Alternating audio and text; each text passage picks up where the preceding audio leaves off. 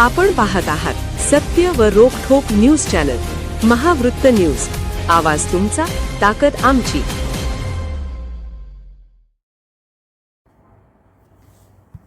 मनपा शाळेतील विद्यार्थ्यांना महिला बालकल्याण समितीच्या वतीने मोफत बस पासचे वाटप। उपमुख्यमंत्री एकनाथ शिंदे यांच्या वाढदिवसानिमित्त विद्यार्थ्यांना शालेय बॅगांचे वितरण।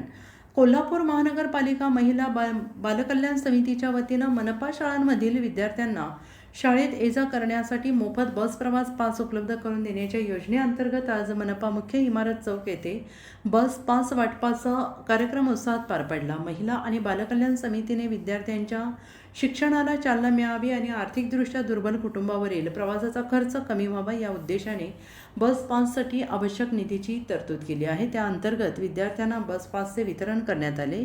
या कार्यक्रमाला उपमहापौर अक्षय जरग, महिला आणि बालकल्याण सभापती कौसर इस्माईल बागवान, उपसभापती दिया अजित ठाणेकर, स्थायी समिती सभापती विशाल शिरोळे, प्राथमिक शिक्षण मंडळाच्या सभापती शीला अशोक सोनुले, पाणीपुरवठा सभापती संगीता सावंत, परिवहन सभापती सत्यजित जाधव, प्रभाग समिती सभापती अनुराधा खेडेकर, गटनेते शारंगधर देशमुख यांच्यासह महिला आणि बालकल्याण समितीच्या सदस्य नीलिमा शैलेश पाटील, प्राजक्ता अभिषेक जाधव, वंदना विश्वजित मोहिते, अरुणा विशाल गवळी, धनश्री महेश कोरवी, अनुराधा अभिमन्यू मुळीक, जयश्री धनाजी कांबळे तसेच अनेक नगरसेवक, नगरसेविका आणि पदाधिकारी उपस्थित होते।